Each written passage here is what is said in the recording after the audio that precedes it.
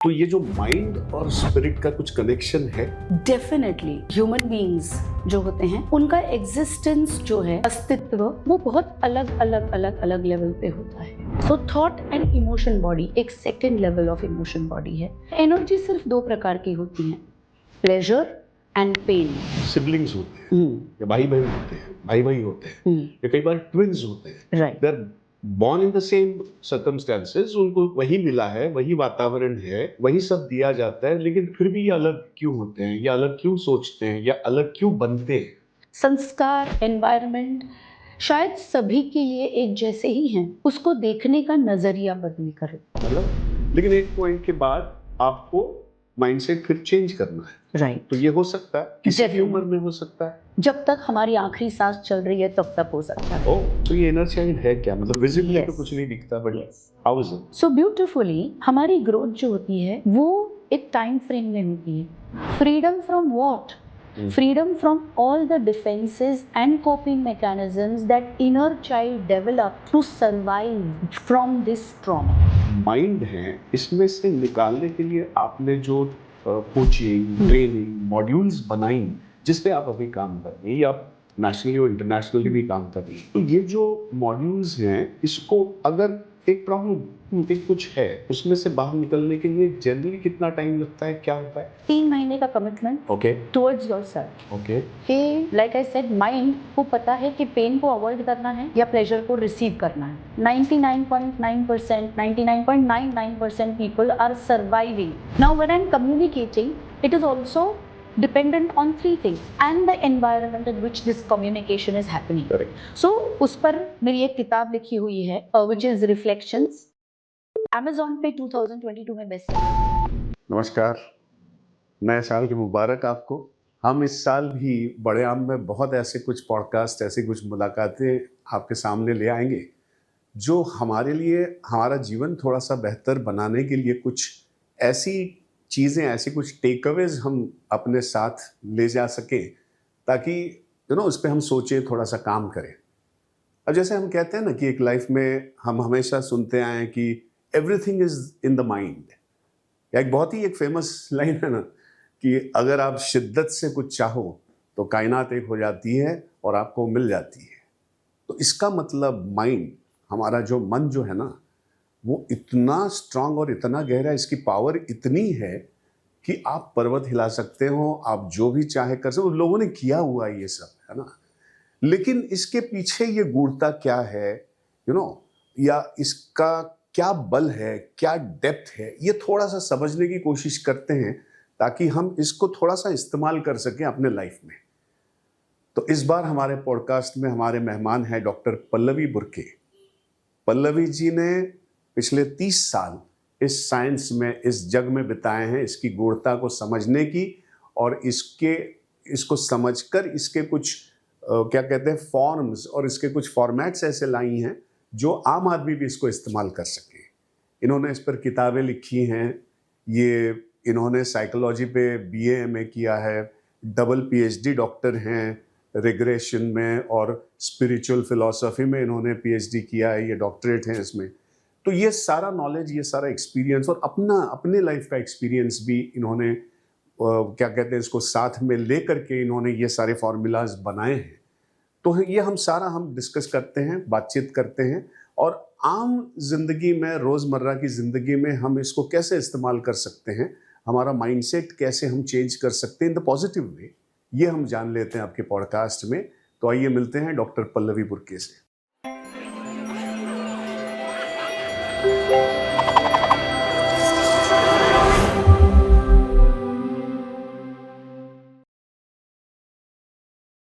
नमस्कार पल्लवी जी। नमस्कार। आपका बड़े आम में स्वागत है। मैं कब से चाहता था आपसे बात करना बड़े आम पे, क्योंकि ये जो हमारी पुरानी जो लाइन है ना, हम कहते हैं कि सब कुछ मन में है, mind, everything is in the mind, right. ये बोलते तो सभी हैं, लेकिन इसका जो महत्व है, इसकी जो ताकत है, वो बहुत कम लोग जानते हैं, या कम लोग इसको इस्तेमाल करते हैं। आपने इसको इस्तेमाल भी किया है, आपने इसको पढ़ा भी है, इसमें रिसर्च किया है, इसको अनुभव किया है। तो हम यही बड़े आम में इसको शेयर करेंगे अपने ऑडियंस के साथ, क्योंकि अगर मन में हो तो आप पहाड़ हिला सकते हो, मन में हो तो क्या कहते हैं, कुछ भी कर सकते हैं। अरे, तो पहली बात तो ये है कि ये जो लाइन है और आपका जो अनुभव है, क्या ये सच है कि मतलब? सबसे पहले बहुत बहुत बहुत धन्यवाद to have me on this talk. और आपने जो कहा है वो हमने सुना भी है, बहुत सारे लोगों ने, मैंने घोल के पिया है। सो मेरे लिए ये सच्चाई इतनी गहरी है कि इसमें एक अणु भी झूठ नहीं है। कि अगर हम डिसाइड करें, अगर हमने अपना पूरा मन किसी चीज़ में लगा दिया, तो शाहरुख खान का डायलॉग है, अगर कुछ चाहते हो तो पूरी दिल से जब चाहते हो, शिद्दत से जब चाहते हो, तो पूरी कायनात लग जाती है तुम्हें उसे दिलाने में। मैंने इसको अनुभव किया है, उसके टेक्निक्स पता करे हैं कि क्या सीक्रेट है मेरा और उस यूनिवर्स का या उस कायनात के साथ मेरा अलाइनमेंट होने का, वो कनेक्शन बनने का। एंड देन जब वो अलाइनमेंट बन जाता है तब बहुत आहा मोमेंट हो जाता है। सो मैंने वो अनुभव किया है एंड ये मैं बहुत खुशी आपके साथ आज शेयर करूंगी जी। So I feel very privileged and happy. आपने तो BA MA साइकोलॉजी में किया है। Yes. उसके बाद आपने कैलिफोर्निया यूनिवर्सिटी में आपने रिग्रेशन पे PhD की है। Yes. और फिर प्राग यूनिवर्सिटी में डॉक्टरेट किया है स्पिरिचुअल साइकोलॉजी पे। उसके बाद आपका वेदा और उपनिषद पे भी आपका अभ्यास है। तो ये जो माइंड और स्पिरिट का कुछ कनेक्शन है? डेफिनेटली ये आपने बहुत ही महत्वपूर्ण सवाल किया है मुझे। कैसे होता है, हम ह्यूमन बीइंग्स जो होते हैं उनका एग्जिस्टेंस जो है, अस्तित्व, वो बहुत अलग लेवल पे होता है। Okay. एक होता है फिजिकल एग्जिस्टेंस, जो बॉडी से सीमित है, सिर्फ बॉडी और एग्जिस्टेंस। तो बॉडी के साथ जो होता है वो एग्जिस्टेंस। एक होता है मनोमय, हमारे वेदों में लिखा है एग्जिस्टेंस इन 5 लेवल्स। सो एक होता है शरीर वाला, एक होता है मन वाला एग्जिस्टेंस, जहाँ पे थॉट्स, इमोशंस वहाँ से एक्सपीरियंस होते हैं। थॉट्स हमारे बॉडी के अंदर नहीं होते हैं, एग्जिस्टेंस में होते हैं, स्पेस में। हमारी बॉडी जो है या हमारा माइंड जो है वो एक थॉट पिकअप करता है, उसको प्रोसेस करता है, फिर उस पे इमोशन जोड़ देता है। So thought and emotion body एक second level of emotion body है। फिर जब हम थॉट और इमोशन को एक्सपीरियंस करते हैं, उसके बाद उसमें एनर्जी डालते हैं। और एनर्जी सिर्फ 2 प्रकार की होती हैं, प्लेजर एंड पेन, और उसके बहुत सारे रूप होते हैं। सो हम जब प्लेजर वाली एनर्जी डालते हैं तो there is a lot of excitement, मैं ये चाहता हूँ, ये होना चाहिए, ये ऐसा होगा, और वो एक्साइटमेंट पूरी तरह से हम होने से पहले अनुभव करते हैं। अच्छा। और पेन वाला जो एक्साइटमेंट है या पेन वाला जो इमोशन हम लगाते हैं उसमें, वो पेन वाला इमोशन हमें खींच लेता है भीतर के, नहीं हमें ये नहीं करना है। So the avoidance of pain will bring me fear कि ये नहीं होना चाहिए। तो हमारी एनर्जी जो है वो उन अनुभवों को लेके हमारी रियलिटी करती है। There is a very popular belief कि जो कुछ भी होता है हमारे साथ वो 2 बार होता है। अच्छा। पहली बार हमारे मन में होता है और दूसरी बार हमारे वास्तविकता में होता है। सो ये शरीर, मन, एनर्जी, और इसके बाद आता है हमारा एनवायरमेंटल एनर्जी, जो हमें एनवायरनमेंट से मिलता है, जो या तो हमें एनवायरनमेंट सपोर्ट करता है या तो रिजेक्ट करता है। और फिर इसके बाद आता है हमारा स्पिरिचुअल सेल्फ। स्पिरिचुअल सेल्फ ये कहता है, या आध्यात्मिक सेल्फ जिसे हम कहते हैं, जिसे हम आनंदमय कोश कहते हैं। आनंदमय कोश वो होता है जो हम यूनिकनेस बन के आए हैं। हर जीवित या लिविंग नॉन लिविंग जिसे हम कहते हैं, जो बना है उसका एग्जिस्टेंस है। There is a beginning and an end, और उसमें हमारा स्पिरिट, माइंड, बॉडी अलाइनमेंट होती है।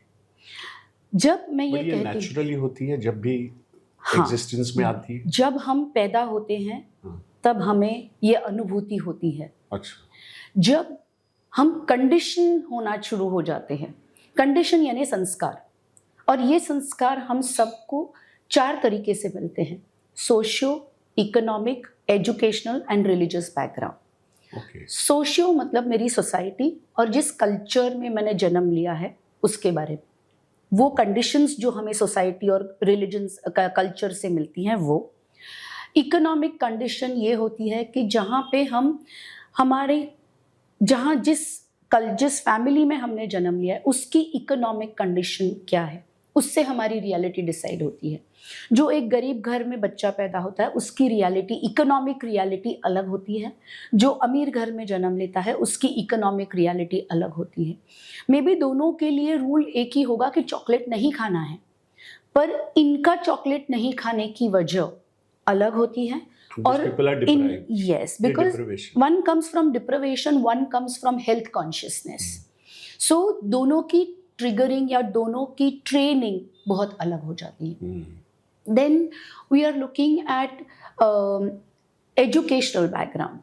अब हमने देखा है कि even with the different educational boards जो हम देखते हैं, फॉर्मल एजुकेशन, उसमें अगर हम स्टेट बोर्ड का बच्चा देखें वर्सेस जो सीबीएसई में पढ़ते हैं या जो आईसीएसई में पढ़ते हैं, जो आईबी में पढ़ते हैं, उन सब की सोच जो होती है वो अलग हो जाती है।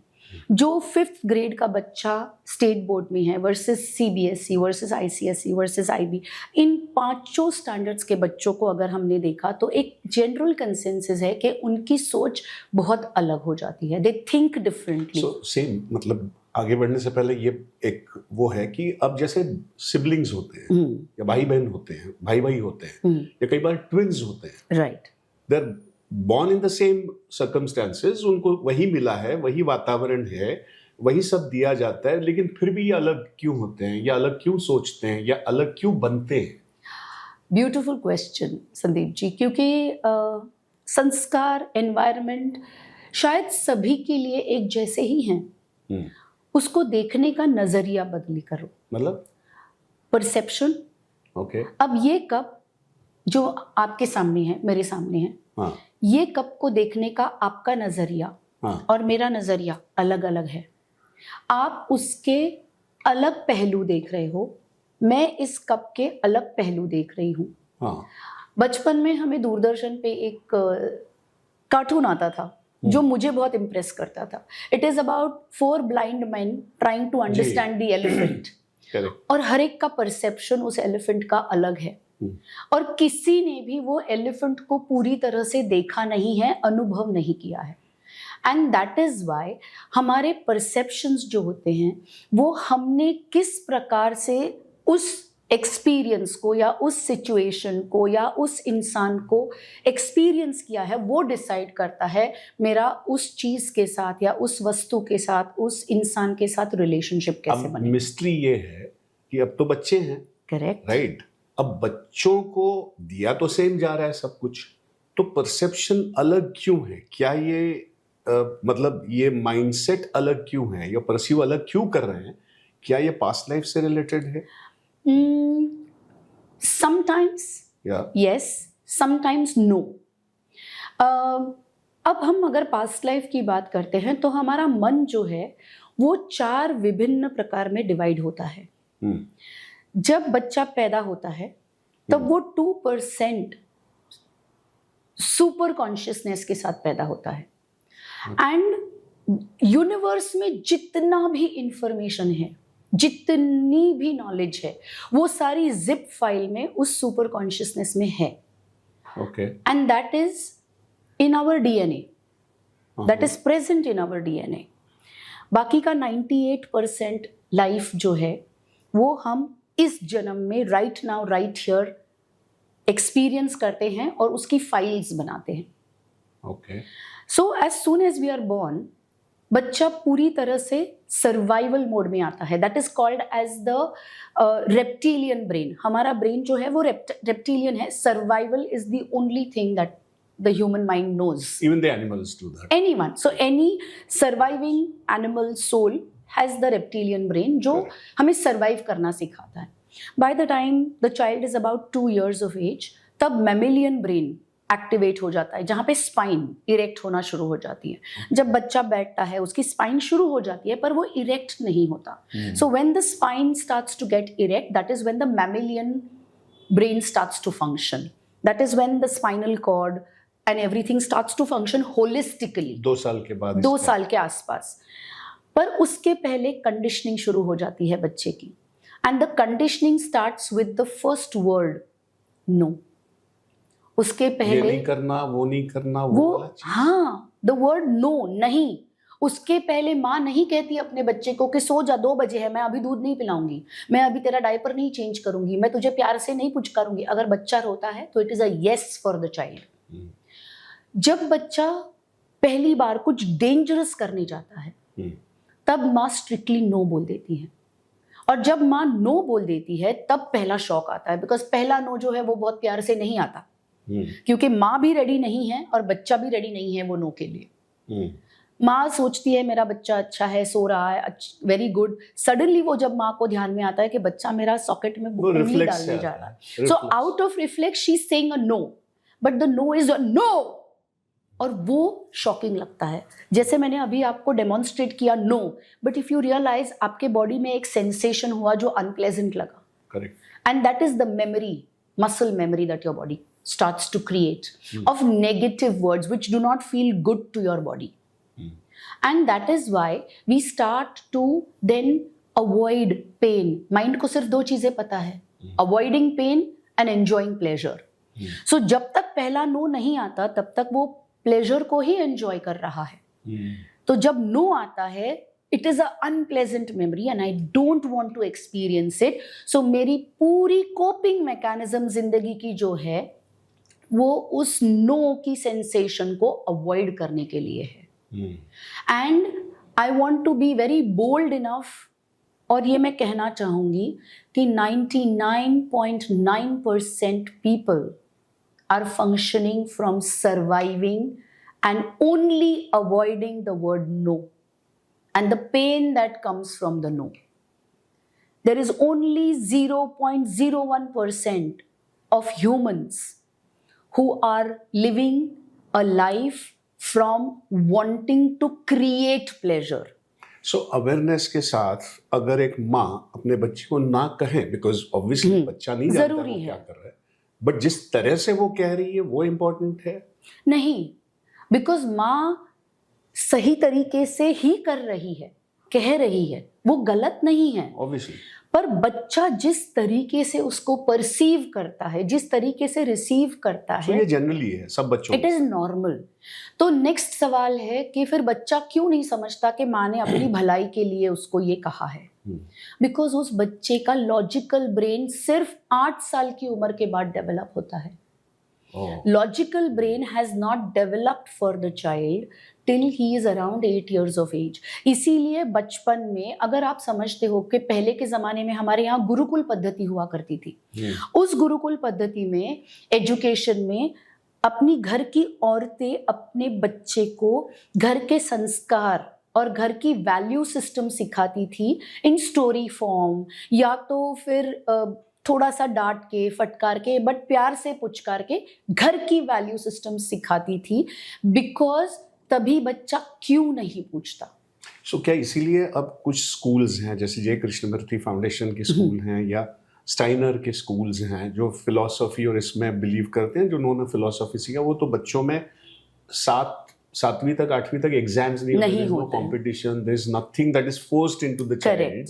तो ये बहुत जरूरी है education system. I want to differ on that. That is a good way of teaching, permissible या परमिसिव वे ऑफ लर्निंग। मतलब वो सिखाओ जो बच्चा सीखना चाहता है, या वो सिखाओ जिसका में बच्चे के स्ट्रेंथ्स है, and not concentrating on the weaknesses. अब इसमें क्या होता है कि यूजुअली एजुकेशन सिस्टम जो हमने देखा है, excluding some of those that you spoke about, जो एजुकेशन सिस्टम है वहाँ पे हम मार पीट के बच्चे को एक तरीके से सोचना या एक तरीके से बनना सिखाते हैं।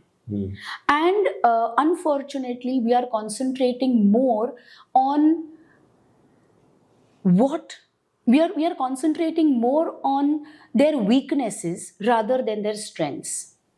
तो बच्चा अगर समझो आर्ट में सही कर रहा है, या उसकी इंटरेस्ट या रुचि आर्ट में है, या हिस्ट्री में है, या जियोग्राफी में है, और मैथ और साइंस में नंबर उसके कम आ रहे हैं, तो then we have tutors, we have extra coaching classes, या उस बच्चे को बिठा के मैथ और साइंस पढ़, ये तो ठीक है पर मैथ और साइंस पढ़, या मैथ और साइंस है बाकी के एक्स्ट्रा करिकुलर एक्टिविटीज नहीं है, तो उसको पुश करते हैं, no no no, go do extra curricular activities, do this do that. Because as parents हम एम्बिशियस बन गए हैं कि हमें ऑलराउंडर चाहिए, एंड सिर्फ ऑलराउंडर नहीं चाहिए, we want the best in every area of life, competitive कम से कम। या द पॉइंट इज बच्चा उसके लिए बना ही नहीं है। हर बच्चे की यूनिक स्ट्रेंथ्स हैं, यूनिक वीकनेसेस हैं, and weaknesses does not mean it is bad, it just means ये वाली सिचुएशन को वो सुधारेगा जब वो जरूरत पड़ेगी तब।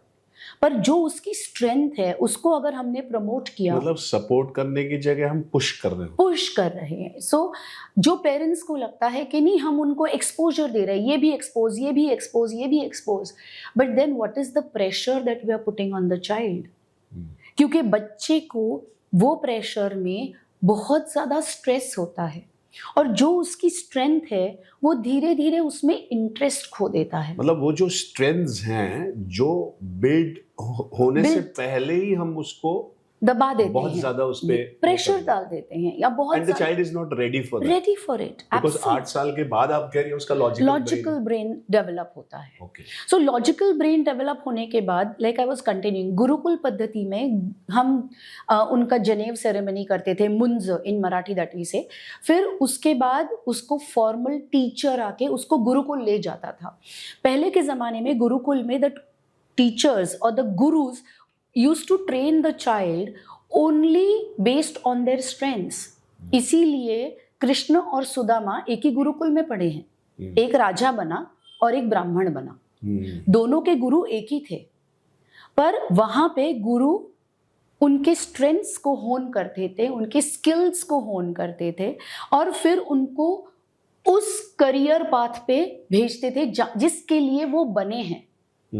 और ये कहीं ना कहीं हम मिस आउट कर गए in the western way of learning. जब हमारी गुरुकुल पद्धति मिस आउट हो गई तब हमारा वेस्टर्न वे ऑफ लर्निंग आया, और तब हमने कॉमन एजुकेशन बेस रेडी किया, which I feel was the turning point for every child.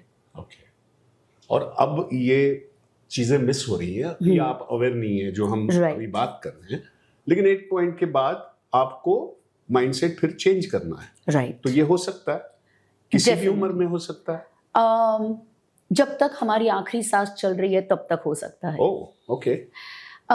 सो मान्यता ये है कि एक बार पर्सनालिटी फिक्स हो गई तो वो फिक्स हो गई, फिर उसको चेंज करना मुश्किल है। अच्छा, मेरा मानना है कि up to 25 years of age personality flexible होती है। अच्छा, कैसे होता है? 0 to 2 years की उम्र तक बच्चा खुद के बारे में बिलीफ सिस्टम्स बनाता है। Who am I, what am I worthy of, what am I exploring. तो वो दुनिया को एक्सप्लोर करता जाता है, जितना एक्सप्लोरेशन फ्री होता है उतना उसका बिलीफ सिस्टम ब्रॉड होता है खुद के बारे में। बिटवीन 2 and 5 वो बच्चा अपने सिग्निफिकेंट अदर्स को रिकॉग्नाइज करता है। इसका मतलब मेरे अपने कौन है, मेरे पराई कौन है, कौन मुझे किस तरीके से अपनाएगा, किसके साथ मैं, किसको मैं थप्पड़ मार सकूं बचपन में, या किसको मना किया है मारने से, फटकारने से, किसको मैं गले लगा सकता हूं, वो कंडीशंस बच्चा समझता है for relationship between me and the significant other. और बिटवीन 5 and 8 बच्चा अपनी एनवायरनमेंट को समझने लगता है।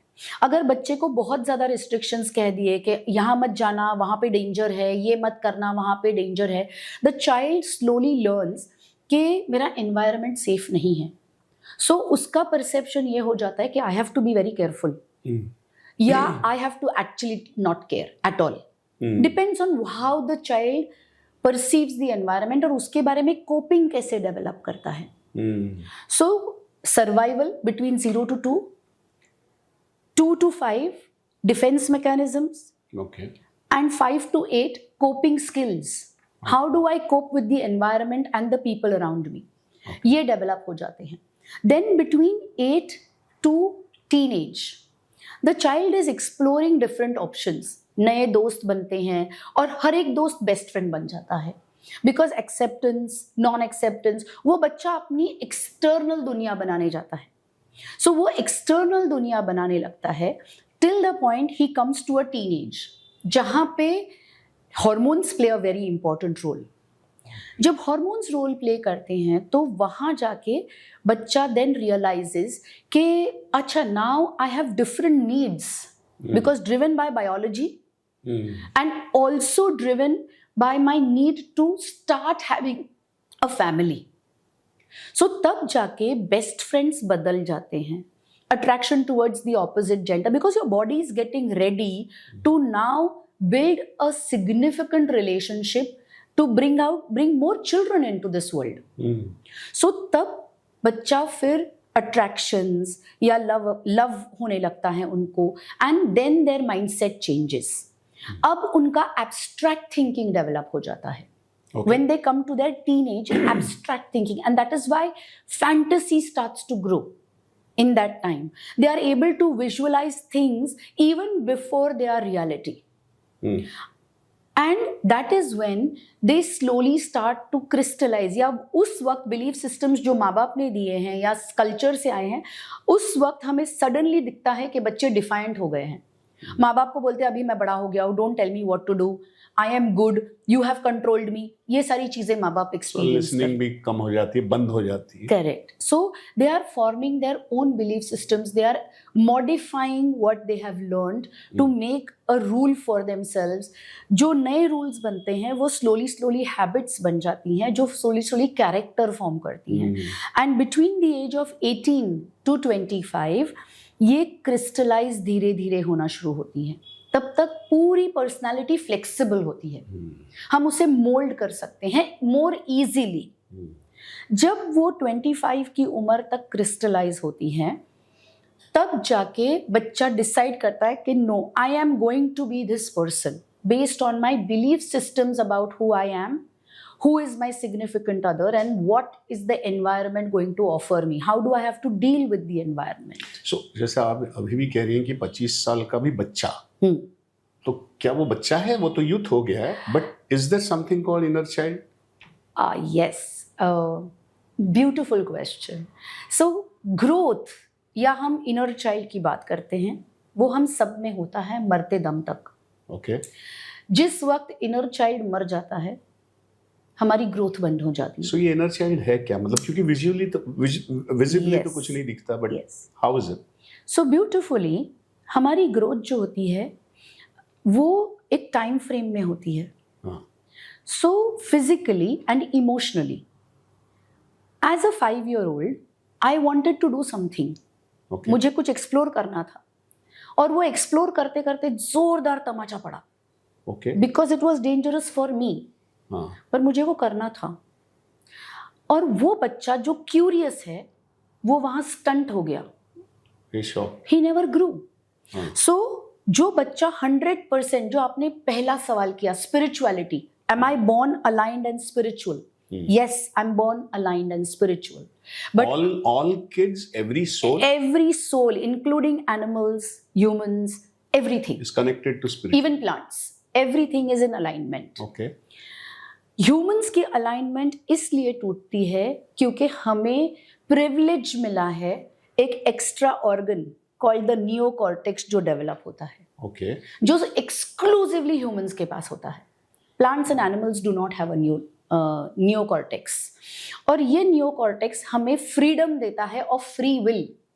अच्छा. और ये free will हम exercise करते हैं. Like I said, either from avoiding pain और from receiving pleasure. ये दो चीज़ों में हम वो neocortex का इस्तेमाल करके हमारे coping mechanisms develop करते हैं. At the age of 5, if a curious Pallavi was left behind, Pallavi physically grow हुई है पर उसके अंदर की जो क्यूरियोसिटी है वो नीचे ही रह गई, वो 5 साल की बन के रह गई. So today the age that I am does not have the curious Pallavi. does not have the Pallavi who can question why, does not have say the Pallavi who can say no, I don't want to do this, because बचपन में सिखाया गया है बड़ों को ना नहीं बोलना, बड़ों को आदर करना, पर बड़े अगर मुझे आदर नहीं करते तो then the respect that I deserve is lost. So ऐसे बचपन से लेके आज तक अगर हम देखने जाएं तो बहुत सारे इनर चिल्ड्रन हम में हैं जो एक्ट आउट करते हैं, और एक्ट आउट तब करते हैं कि आज समझो आपने मुझे कहा कि Pallavi you are late, so it's a very normal conversation between two adults, correct, but what I perceive of Pallavi you are late is, अच्छा अब मेरा 5 मिनट लेट आना भी तुमको खटकता है, ये मैंने परसीव किया, आपने कहा कुछ और, मैंने परसीव किया कुछ और, तो मैं उसको रिस्पॉन्ड करूंगी. That is related to the inner child. The inner child is responding to you, not the adult Pallavi. The adult Pallavi would say, yes, I'm sorry, I'm late. That's a normal conversation. But if Pallavi says, हाँ मैं क्या करूँ, वो rickshaw वाला नहीं आया था, मैं सुबह उठी थी लेकिन ये हुआ, it is a inner child जिसने कोप किया है by saying I have to give explanations because now I am at fault and I should not be wrong because if I'm wrong I will be rejected. And so I have to explain why I am wrong. तो ये बचपन से conditioning हुई है. क्यों किया, ये कैसे हुआ, क्यों ऐसे हुआ तुमसे, ये कंडीशनिंग हुई है. It feels accusation. सो अगर उस इनर चाइल्ड ने एक्यूजेशन परसीव किया, वो तलवार लेके खड़ा हो जाएगा, एक्सक्यूजेस हमेशा देता और वो हमेशा बोलेगा बट आई डिड दिस. पर इसमें क्या होता है, automatically because it is not a relationship between two adults, it is now a relationship between an adult and a inner child. So then suddenly I become a pleaser to you. When I become a pleaser to you, you are wondering क्यों हुआ ये? This is not an adult I'm talking to. और हम कितनी बार लोगों को कहते हैं अरे act your age, why are you acting childish? बचपना क्यों कर रहे हो, इतनी बड़ी उम्र तो हो गई, बड़े कब होगे? I know. So ये जो चाइल्ड फॉर्म में या जब चिल्ड्रन होते हैं जो हर्ट होता है तो उसका बहुत गहरा असर या उसके मार्क्स बहुत गहरे होते हैं. और ये आपने भी अनुभव किया है और ये आपके टॉक में भी मैंने सुना है और आप एग्जाम्पल भी देती हैं. तो क्या ये शेयर करेंगे, बिकॉज ये अनुभव जो है ना उससे आप जो उभरी हैं that will really empower, because that is an empowerment to people. Can you please share? Sure. So it's a very beautiful question. Also a part of me feels vulnerable and happy to share this experience. So ये हुआ था कि जब मैं 6 साल की थी, 6 साल की उम्र की थी, तब अपने पापा की परी थी. He loved me a lot. जैसे उन्होंने हमेशा मुझे एक prized possession, जैसे शाइनिंग ट्रॉफी की तरह बड़ा किया था. सो उस वक्त मेरी बुआ कैंसर पेशेंट थी, तो उनको बच्चे नहीं थे और उन्होंने मुझे अपने पापा के पास मांग लिया.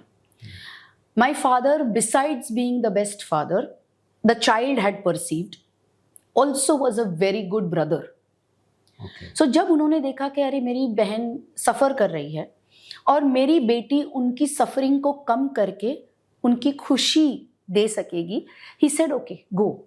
और उस वक्त उन्होंने आगे का नहीं सोचा था. उन्होंने देखा कि मेरी बेटी उसकी बुआ से बहुत प्यार करती है, मेरी बुआ मतलब मेरी बहन जो है वो मेरी बेटी से बहुत प्यार करती है. So it was very ideal for him, he wasn't wrong. तो उन्होंने मुझे दे दिया. तो पहले काफी होता था एक दूसरे को, हम बच्चे शेयर करते थे, देते थे कि ठीक है तुम बढ़ा लो, तुम्हारे नहीं है तो शेयरिंग, इवन चिल्ड्रन उस वक्त. सो उन्होंने मुझे दे दिया था. अनफॉर्चुनेटली बहुत सारे प्रसंग है जहाँ पे जिसकी वजह से मेरे साथ वहाँ पे गलत होने लगा. So that is a different story कि क्यों गलत होने लगा, पर वहाँ पे गलत होने लगा. और मेरे फूफा जी जो थे वो मेरे साथ सेक्सुअल अब्यूज़ करने लगे. पर उस वक्त उस बच्चे को पता ही नहीं है कि जो अब्यूज़ हो रही है वो गलत तो लग रही है, पर वो गलत कैसे है ये वो नहीं समझ पा रहा. तो वो बच्चा ना बताए किसी को, एंड बाकी के वक्त वो फूफा जी हमेशा संगीन चेहरा करके या बहुत सीरियसली बैठ के या रिजेक्शन हमेशा उस बच्चे को देते थे। पर जब वो सेक्सुअल अब्यूज करते थे उस बच्चे के साथ तब बहुत खुश होते थे, स्माइल करते थे, अप्रूव करते थे। अब बच्चे को क्या चाहिए कि मुझे सब लोग अप्रूव करें। तो जब सेक्सुअल अब्यूज होता है तो ये बंदा मुझे गले लगाता है, मुझे प्यार करता है, मुझे अपनाता है, अपनापन देता है। सो देन ठीक है ना, इस तरीके से मुझे अपनापन मिलता है।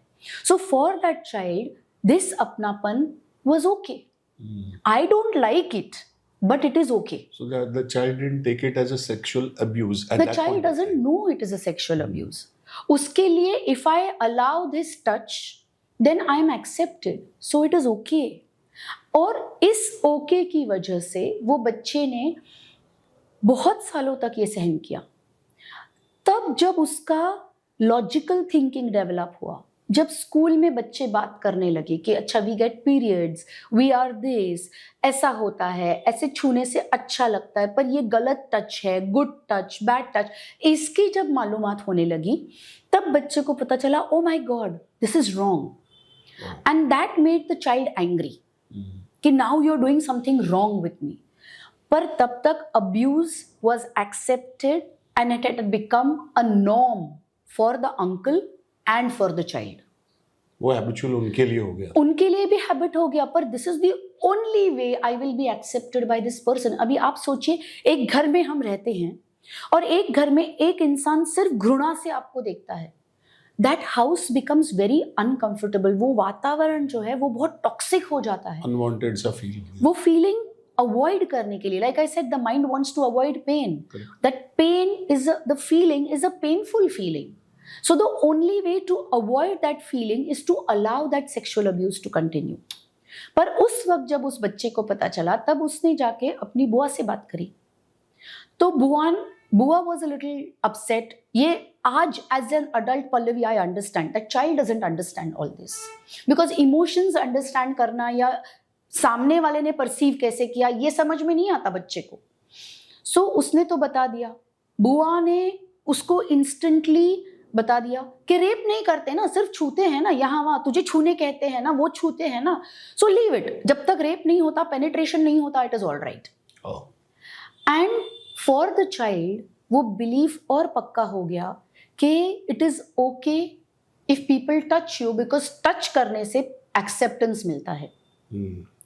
एंड देन इसकी वजह से वो चाइल्ड का ऑरिक एनर्जी, जो मैंने कहा different bodies, so aura is one of the body, energy is one of the bodies.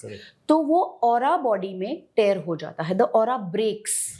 So when the aura breaks, external environment penetrate करना शुरू कर देता है। You don't have the boundary of the aura to protect you from damage and danger. सो उसकी वजह से सिर्फ uncle ही नहीं, पर उस जिस लोकेलिटी में मैं रह रही थी उस लोकेलिटी के बहुत सारे अडल्ट्स ने मुझे गलत तरीके से छूना शुरू कर दिया। So not only the uncle but neighbours, जो जवान होने वाले बच्चे थे जिनको एक्सपेरिमेंट करना होता है। And for that young child it was normal, because अगर ये छुएंगे तो मुझे एक्सेप्ट करेंगे, ये छुएंगे तो मुझे एक्सेप्ट करेंगे। It is not the 10-14 year old Pallavi who's thinking this. It is the inner child who made a belief that छुएंगे तो एक्सेप्ट करेंगे, छुएंगे तो एक्सेप्ट करेंगे।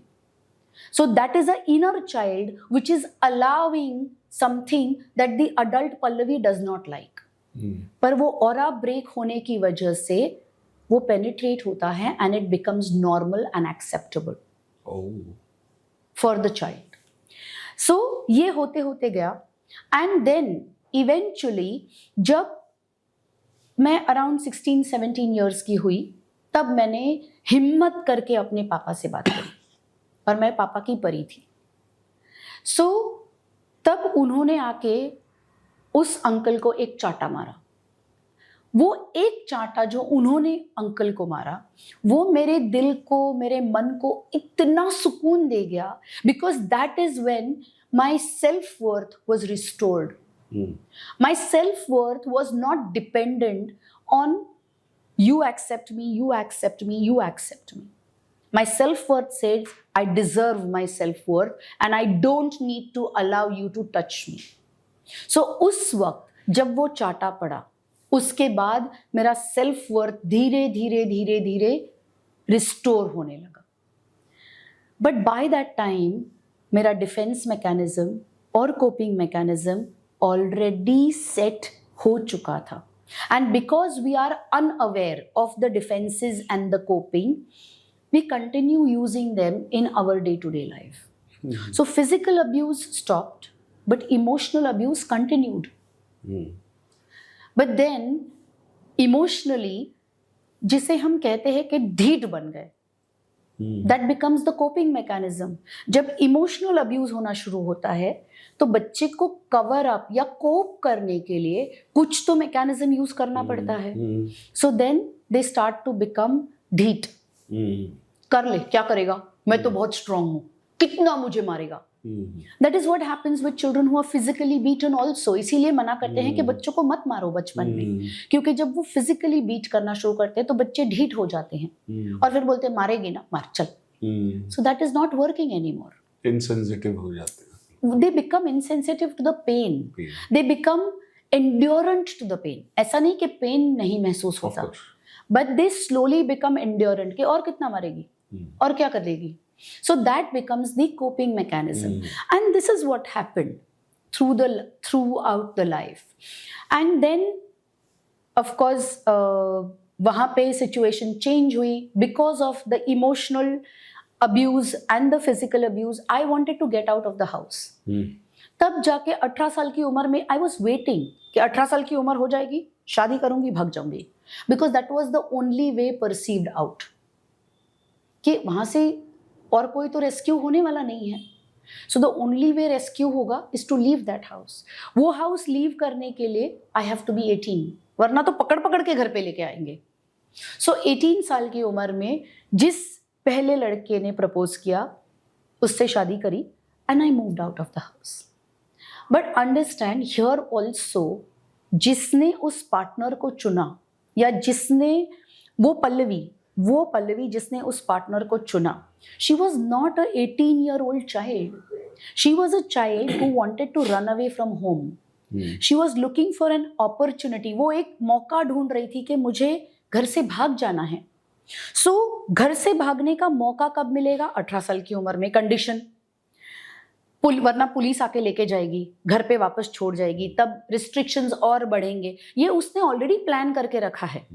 सो जैसे ही पहला लड़का मिला, विदाउट एक्नॉलेजिंग या विदाउट एनालाइजिंग कि is this the right boy, is this the right person, उसने शादी कर ली.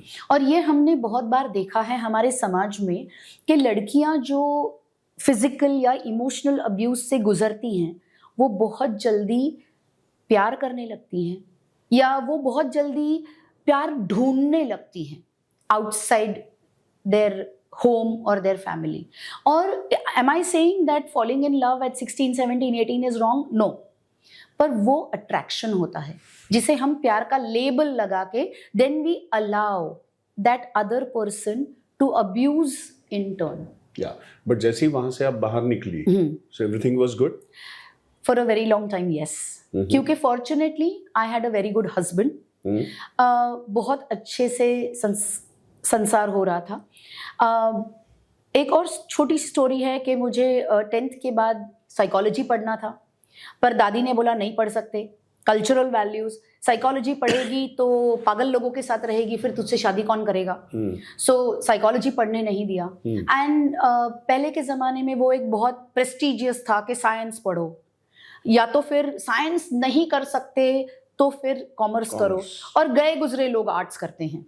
तो मैंने तो आर्ट्स का सब्जेक्ट चुनना था, उन्होंने मना कर दिया.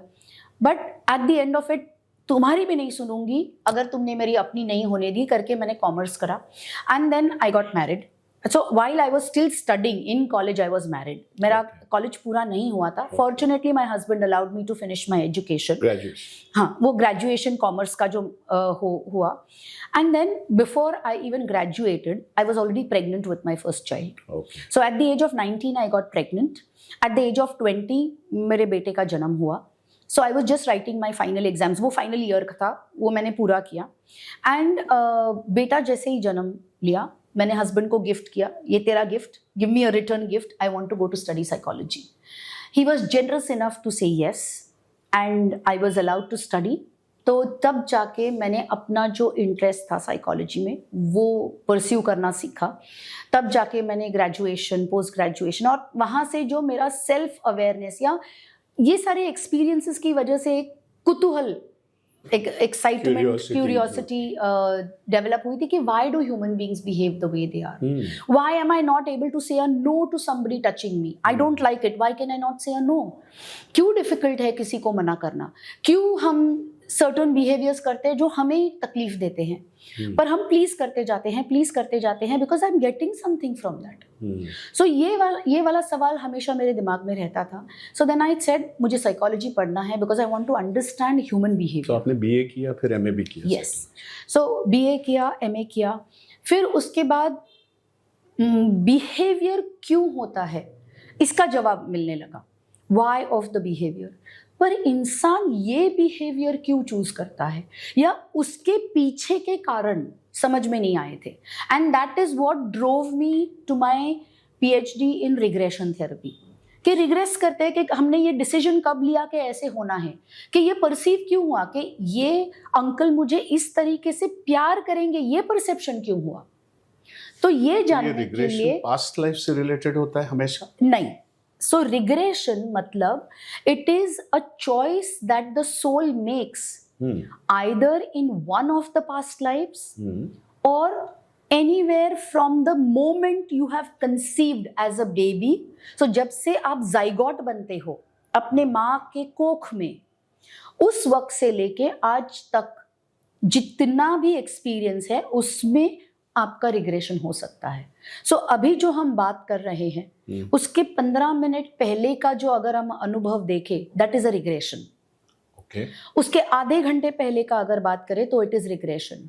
4 दिन पहले की बात करें तो it is a regression. We are going back in time, we are going back. So anything that you go back is regression. So basically you try to find the root of the cause. Yes. So trying to find out the why. Why is this experience? हर एक को तो ये experience नहीं होता. कोई लड़कियां ऐसा कुछ एक्सपीरियंस होने के बाद खुदकुशी करती हैं या सेल्फ हार्म करती हैं या उनमें लाइफ ही अलग हो जाता है, कॉन्फिडेंस निकल जाता है, it becomes complex kind of a life, right? Correct. So ये क्यों मैंने चूज किया कि ऐसा होगा मेरे साथ, किसी और ने कुछ अलग क्यों चूज किया, किसी और ने अलग क्यों चूज किया. And then I realise conditioning अलग है. कंडीशनिंग और सिचुएशन भी अगर सेम हुई तो भी उसका परसेप्शन अलग है. तो then I came to the idea of perception क्यों अलग है. And that is when regression came into being, जहां पे you go back to the inner child till you are a zygote. Zygote तक का इमोशन होता है.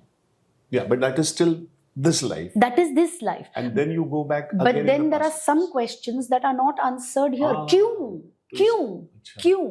And then you want to answer that kyun. So that came a past life. अच्छा. So now to again go back to the explanation. जो मैंने कहा कि सब जिंदगी सुकून से चल रही थी, हस्बैंड अच्छा है, बच्चा अच्छा है. So then why am I suffering? क्यों? ये मेरे साथ क्यों हुआ? Why me? The sexual abuse, why me? Why at such a tender age? So तब जाके एक past life देखा मैंने खुद का, जहाँ पे I was a prostitute. Okay.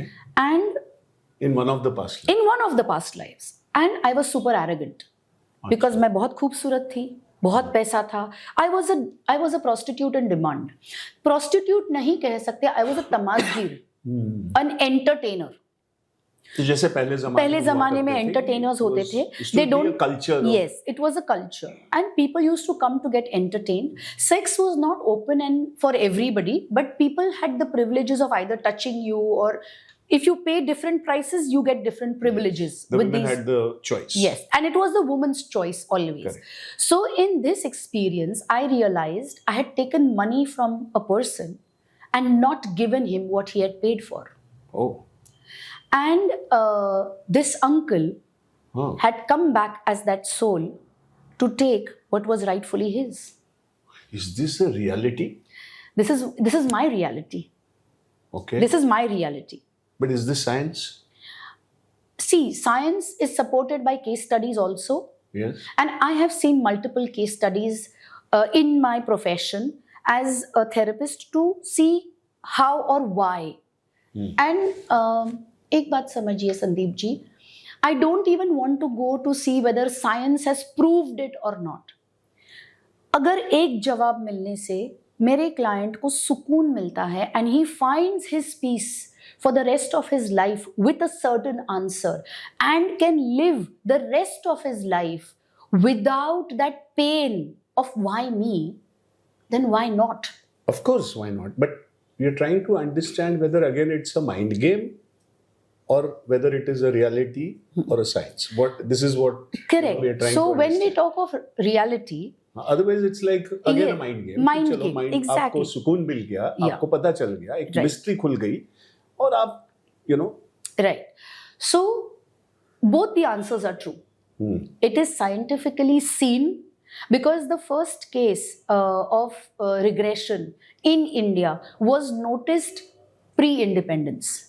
And it is recorded with us. It is recorded that there was a girl who was 6 years old. उसका नाम शांति था. And she kept saying कि आपने मुझे यहाँ क्यों लाया है? And then one relative came and he said this is not okay. So she kept saying मेरा घर बिहार में कहीं. I'm not sure of the details today. But it is recorded. We have records of this. That this 6-year-old girl has experienced a past life and she was saying मैं इसकी पत्नी हूँ, हमारा यहाँ दुकान है, and this is my husband, I'm a mother of 3 children. And then this guest, the guest who came to see this girl, he wrote a letter to his friend in that place and said please check करो नंदलाल नाम का जो बंदा है क्या उसकी वहाँ दुकान है, इस चौक में ये दुकान है. And that person replied back saying हाँ है. And then this girl was slowly taken there, and as soon as she stepped into that locality, she guided these people to her home. And when they were taken to that home, this girl was introduced to another person and saying, "ये आपका पति नंदलाल है." And this 6-year-old says, "झूठ बोल रहे हो, ये मेरे देवर है, ये मेरा पति नहीं है." So she recognized him as not her husband, and then her husband came in and all the facts were then put forward. And she shared with this husband everything that was personal and private only exclusively to them as a couple. Okay. So that 6-year-old was talking to her husband and she was telling him the facts In of fact, their we past life. recently did a film in Marathi Movie. called Yes, Asam, yes. which is again connected to Past life lives. and all. Yes. And it was very well researched and very well written. वो बहुत अच्छा लिखा था इसलिए तो ये obviously है ये तो हम मानते हैं. But Definitely. आप क्योंकि इसमें तज्ञ हैं, आप इतना रिसर्च किया है, PhD हैं, डॉक्टर हैं, तो हम वो चाहते हैं कि इसमें कितना साइंस है और कितना वो है. That So is what it we are is trying to- scientifically, like I said, it's not pure science which can be measured and quantified, but definitely it's an experience that can be put into quality. So it's a realm which we go into that. Yes, because अगर हमने, like I said, everything is a condition. Mind is not bound by condition. Mind is the only thing that can travel Has beyond time and space. Yeah. So physical body आपकी past life में नहीं जाती. हाँ. आपका mind past life में Of course, जाके yeah. उस experience को ले आके वो इस करंट लाइफ में ले आता है. So that means you believe that the past lives experiences or traumas are continued with this life's mind? Not all of them. हाँ. अब कैसे हैं कि इट इज़ अ यूनिवर्सल, जैसे मैंने कहा 2% ऑफ सुपर कॉन्शियस आप लेके ही आते हो, जिप फाइल है, यूनिवर्स में जितनी इंफॉर्मेशन है वो वहाँ पे है.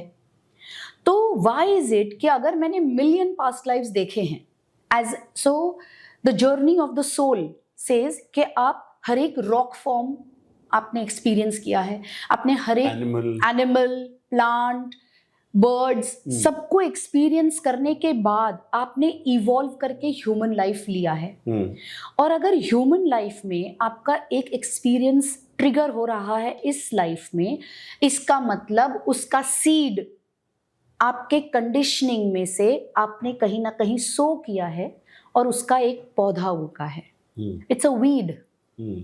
तो वो वीड उगा है या तो उसको उखाड़ के फेंकना है या तो उसको उठा के वापस जहां जाना था उसको रखना है, या उसको हील करना है। हील करना है। बिकॉज सीड सो करने के टाइम आपने खुद के इनर चाइल्ड को ट्रिगर किया, और वो जो पास्ट लाइफ है वो इनर चाइल्ड से ही ट्रिगर होता है। It is not just because. I will give you my own example.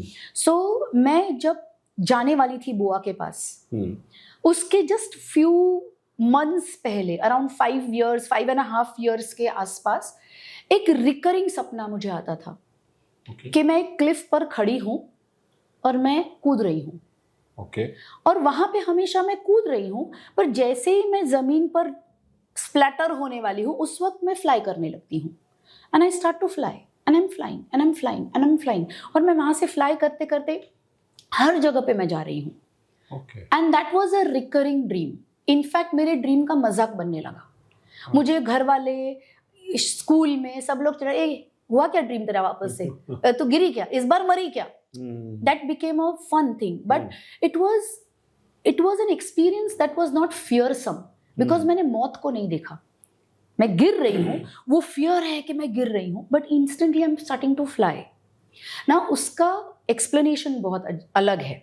सो एक है कि उस वक्त जब मैंने खुदकुशी करी थी एज दैट प्रोस्टिट्यूट, वो लाइफ इस बार ट्रिगर इसलिए हुआ बिकॉज वो बच्चा उस एरिया में जाने वाला था, उस इलाके में जाने वाला था, उस जगह जाने वाला था जहां पे उसको उस पेन या उस कर्म का भुगतान करना है। So it is going to be painful. और होप भी था कि मौत नहीं है वहां पे, वहां से फ्रीडम है, बिकॉज फ्लाइंग इज फ्रीडम। सो तू कूद रही है, मौत की तरफ कूद रही है, that is what you are going to experience. पर वहां मौत नहीं है। अगर टाइम से तूने अपना माइंडसेट चेंज किया तो तू मरेगी नहीं, तू एक्सपीरियंस करेगी freedom and you will go. And so it was a very beautiful hope for that child. It was unconscious, it was all in the subconscious, it was all inside. But then वो शुरू हुआ, वो perception शुरू हुआ, वो experience शुरू हुआ। At no point in time actually twice I thought I wanted to die. पर मैंने हिम्मत कभी नहीं करी। I will not die, I will not die. कभी एक बार सोचा कि मार डालू काका को, कि not him, but then that also was not something that I want. It was a thought which did not get acted upon. And then the feeling was okay, I will cope around it. फिर उसके बाद ये एक experience कि past life trigger हुआ मेरा उस inner child में जब वो 5.5 years की थी। इस वजह से ट्रिगर हुआ क्योंकि उसको जाके वो पूरा करना था कर्म। ऐसे हमने बहुत सारे पास्ट लाइफ जिए हैं। हर एक पास्ट लाइफ इस लाइफ में ट्रिगर नहीं होता। It is what the inner child is triggered, या आपका जो कार्मिक बैगेज, हर सोल हर एक बैगेज को क्लियर करने नहीं आता। There are significant points that हम वहां से ट्रिगर करके आगे जाते हैं। Now I tell you again how this is selected. उस वक्त because this prostitute was arrogant, she was very high ended, तो कहीं ना कहीं एरोगेंस की वजह से उसने बहुत सारे लोगों का दिल दुखाया था, पर सबसे ज्यादा दिल दुखाया था इस आदमी का। पता नहीं, हाँ, चीट किया था। And then towards her end of her career as a prostitute she realised कि कुछ अभी मायने नहीं है जिंदगी के, अभी कुछ नहीं है, करने के लिए कुछ नहीं है। So she went on the cliff and she committed suicide. That was her end. पर वहां पे when she was dying, her dying thoughts were I was not fair. I was not fair. So those dying thoughts were instilled into this sperm and they were activated. I mean, they were in the DNA. Life is not fair was in the DNA. तो जब वो inner child instil हुआ या trigger हुआ, जब मैंने बोला DNA activate हुआ, उस वक्त वो DNA एक्टिवेट हुआ और वो 5.5 year old का बच्चा जो है उसने फिर वो जो एक्सपीरियंस किया सो किया। सो उससे सुकून ये मिला कि I have to find my freedom. Experience तो है, अभी वो एक्सपीरियंस खत्म हो गया है, अब तुम आगे आए हो जिंदगी में, अब तुम्हें तुम्हारा फ्रीडम ढूंढना है। Freedom from what? Freedom from all the defenses and coping mechanisms that inner child developed to survive from this trauma. अब वो freedom उन limitations से भी हमें हट के निकलना है कि people are okay to touch. I don't want to say a no to people. I'm a pleaser. ये भी तो defense mechanisms है which are not working for the adult. Correct. So as the inner child, her trauma was over, her karmic baggage was over, but now she had to also let go of the coping and defense mechanisms which were picked up by the inner child to survive. क्योंकि उसकी ज़रूरत नहीं है, क्योंकि उसको अगर मैंने continue किया होता तो शायद आज मैं यहाँ पहुँच भी नहीं पाती और हम पॉडकास्ट भी नहीं कर रहे होते. I would be in that helpless state कि मैं बेचारी बोझ की मारी. That didn't happen. So therefore, one is to let go of the past karmic baggage and finish that karmic baggage, and two, to also release the coping mechanisms. अब हम personality pattern की बात करते हैं just very briefly. एक होता है victim, एक होता है rescuer और एक होता है persecutor. ये तीन जब साथ आते हैं तब हमारा एक personality pattern develop होता है.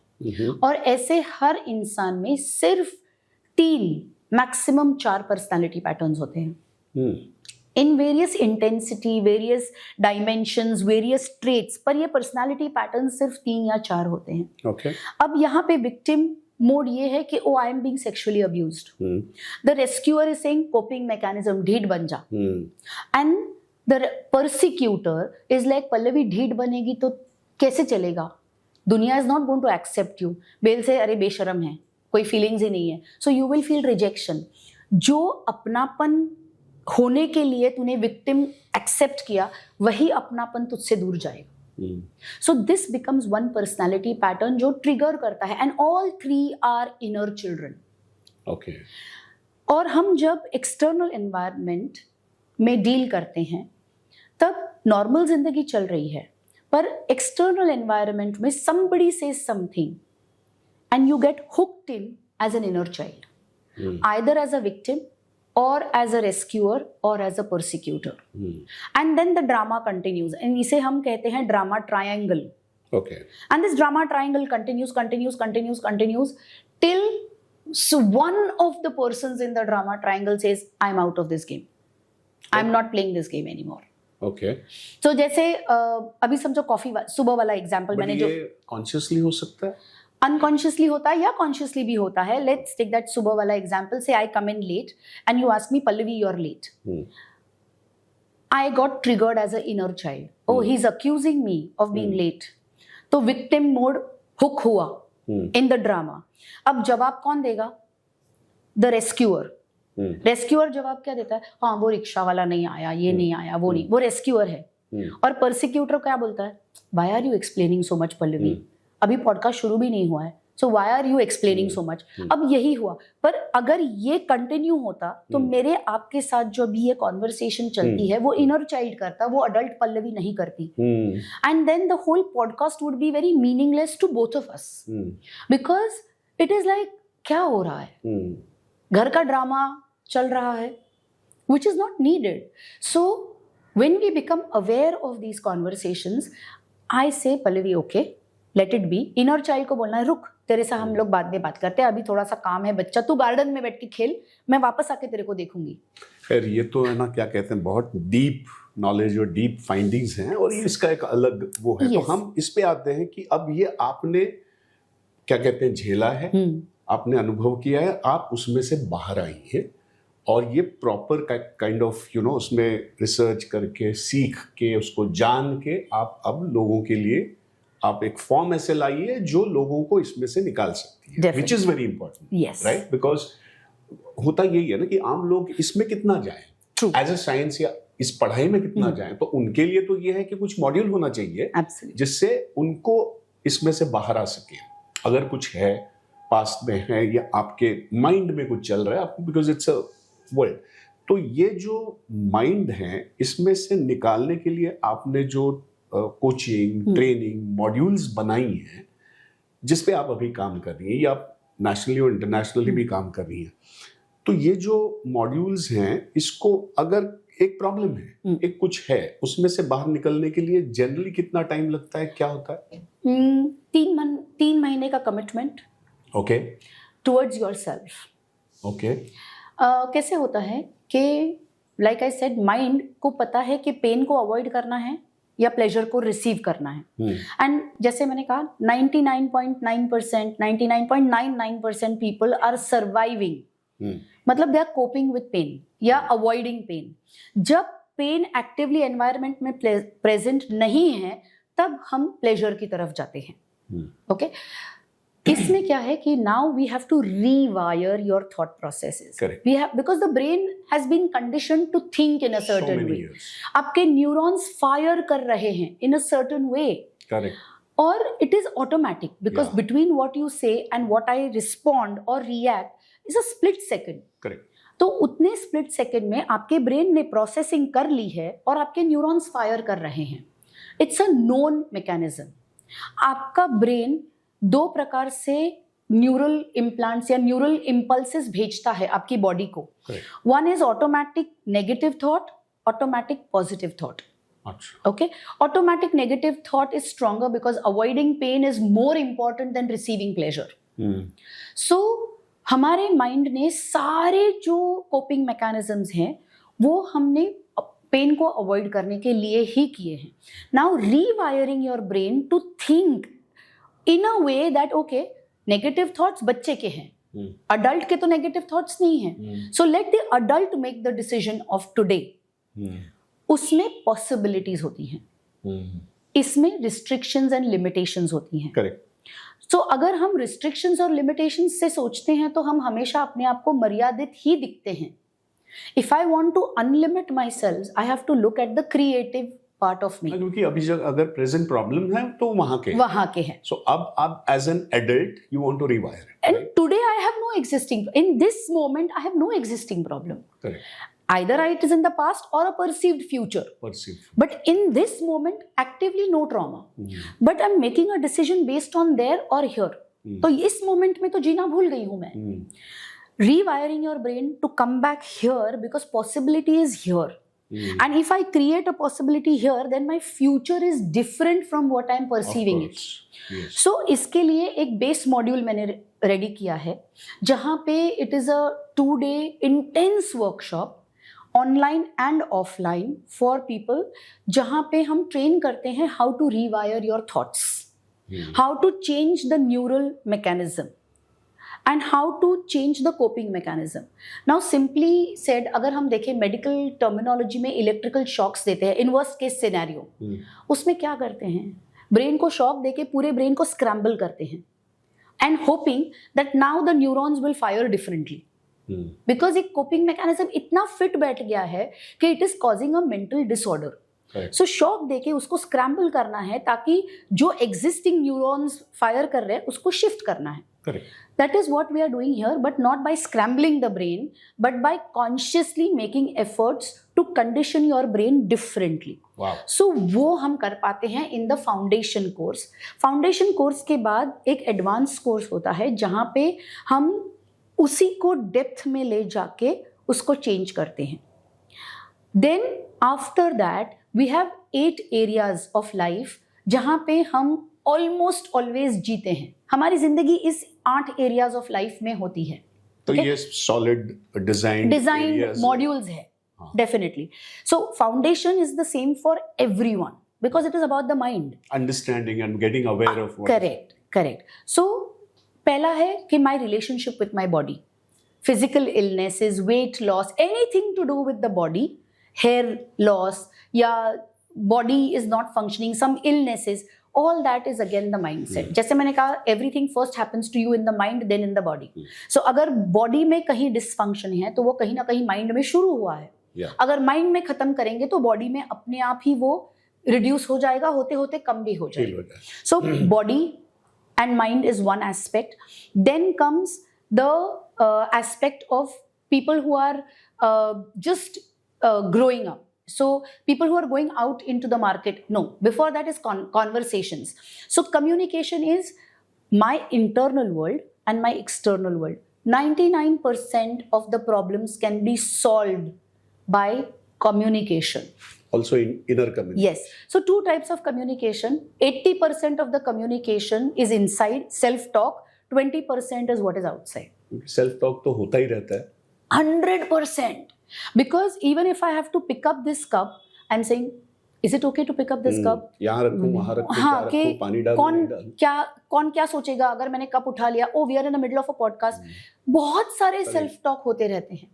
सो that self talk will define how I'm acting in my environment. Now when I'm communicating, it is also dependent on three things: my internal conversation, my relationship with you, and the environment in which this communication is happening. Correct. So उस पर मेरी एक किताब लिखी हुई है which is Reflections, जो Amazon पे 2022 में बेस्ट सेलर थी.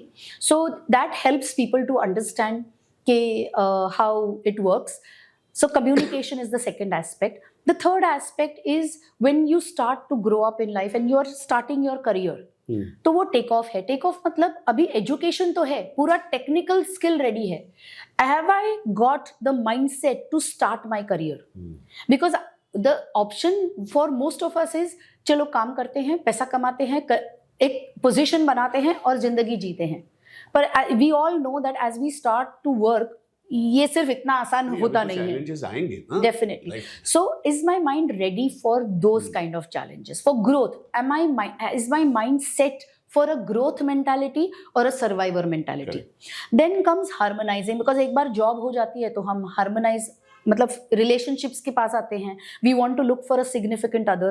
तो उस relationship में मेरा mindset, my partner's mindset, and how we are going to be together, because that person is also comes from his voids, his learning, his coping. I come from my voids, my learning, my coping, and एक साथ आते हैं तो fireworks. So to avoid those fireworks, we have a set called harmonize.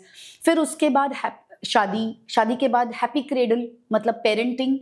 How I want to be a parent, what kind of parenting is ideal, or how do I deal with my existing children? So that with awareness, With the awareness. children gets a better Yes. life, and Yes. उसका जो inner child है उसको आप आप create ना करो, ज्यादा inner children create ना करो. मैं नहीं प्रॉमिस करती कि इनर चाइल्ड क्रिएट नहीं होंगे, बिकॉज वो उस चाइल्ड का भी लाइफ जर्नी है. अगर इनर चिल्ड्रन नहीं है तो आप खुदा हो, और हम खुदा नहीं हैं. सो डेफिनेटली इनर चाइल्ड तो चाहिए, because that will lay your path forward. That is also an opportunity for that individual to grow. But am I creating an inner child because of my voids, or because it is a need of the child? That is something that I have to be aware as a parent. Correct. And that is what we train people to do. After that we are looking at growth. So एक जगह आती है जब हम family है, सब कुछ ठीक है, पर अभी मैं वर्क एरिया में या लाइफ में I am feeling stunted, I am not growing. Entrepreneurs, business everywhere we just feel like एक प्लेटो पे आ गए हैं and there is no meaning forward. I am not able to move forward. So इसके लिए है dug out, where we are helping people to move from that space to move forward and take their thoughts patterns in a different way, and then eventually we come where we settle down, and then we are saying, okay, now let's look at our spiritual side, so let's look at our आध्यात्मिक side. So फिर हम अध्यात्म की तरह drawn होते हैं. I have seen कि बहुत सारे लोग अध्यात्म की तरफ इसलिए ड्रॉ होते हैं because they have so much of trauma in their life that the only way out is to seek God's hand. पर वहां पे आप अपने प्रॉब्लम्स से भाग के भगवान के पास नहीं जा सकते. आपको भगवान के पास, I don't want to call भगवान, I want to call it the universal energy, because it is universal और कोई पर्सनल पंगा है नहीं. सो आई डोंट थिंक कि I am so big that भगवान बोले अच्छा you are, I am going to keep you in problems because I feel happy about it. इतने सिग्निफिकेंट तो है नहीं कि the universe is investing so much in you personally. Again, problems are here only. Here and with now. Your spirit, your life, your hair. It is a choice. It is a choice that we are making from Correct. moment to moment.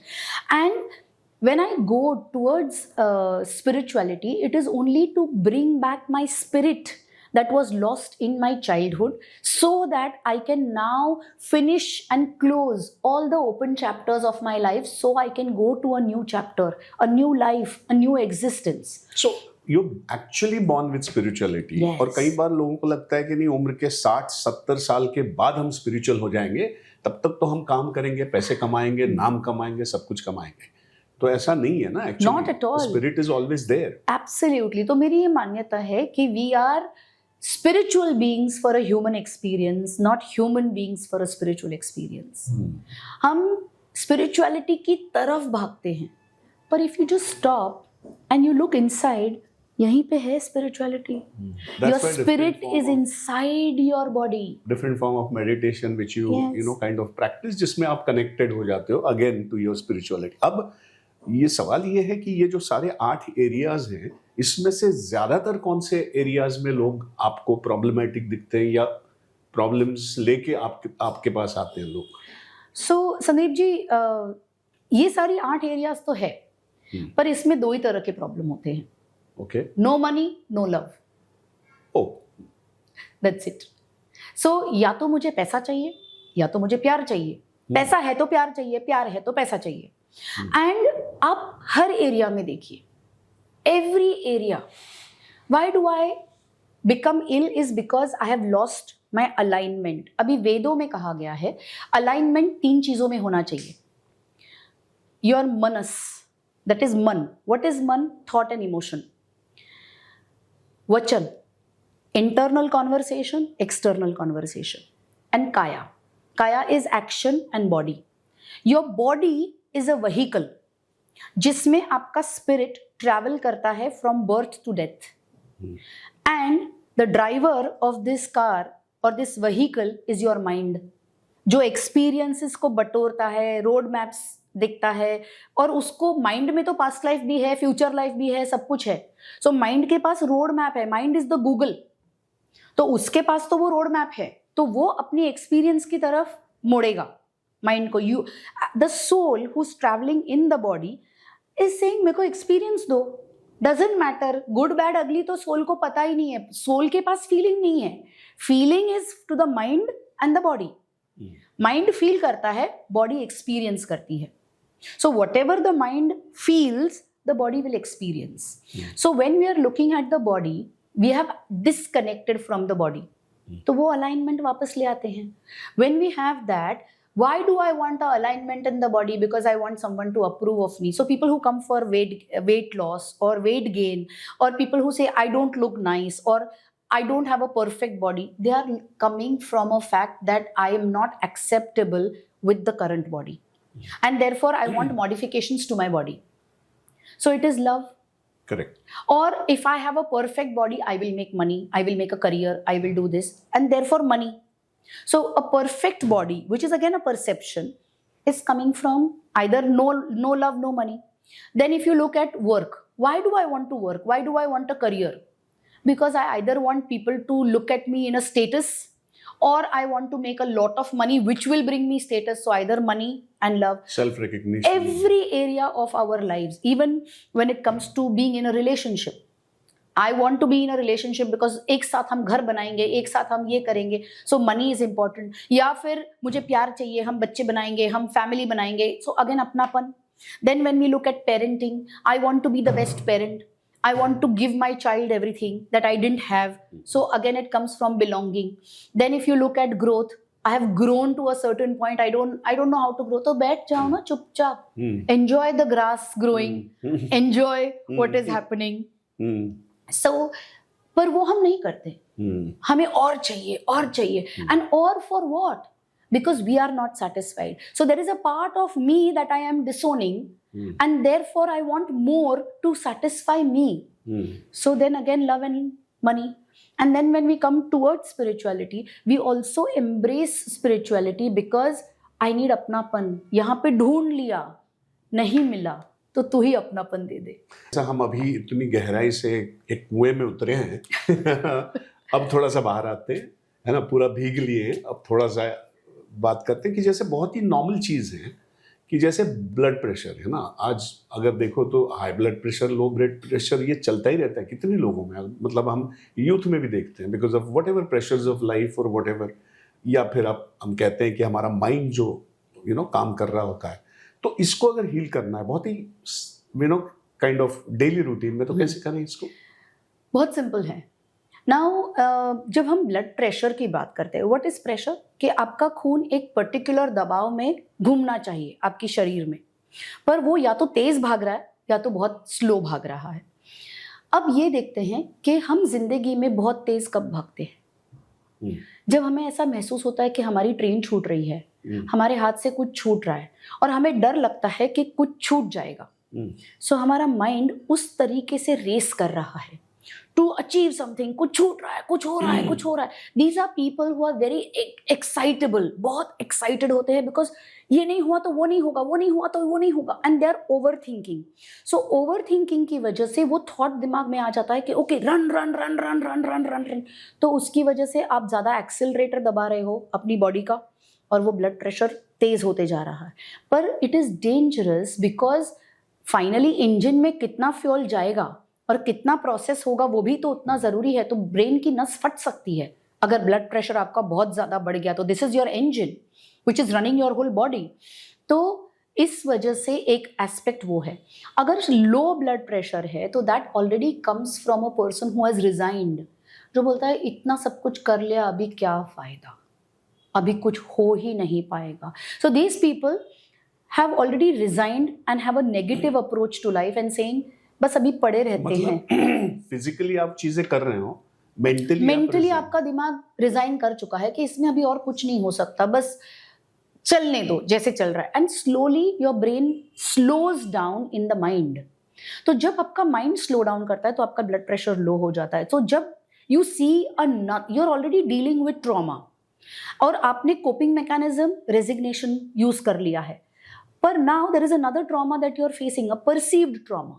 तो पहले ही energy low है, mental energy, mind energy, और तब आप और उसमें pressure डालते हो और बोलते हो एक और trauma. So then your blood pressure will dip with an extra pressure.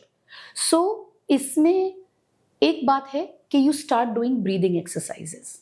अब सिंपल है योगासन। सो मेरे लिए योगाभ्यास, आयुर्वेद और Veda are very important in the healing aspects.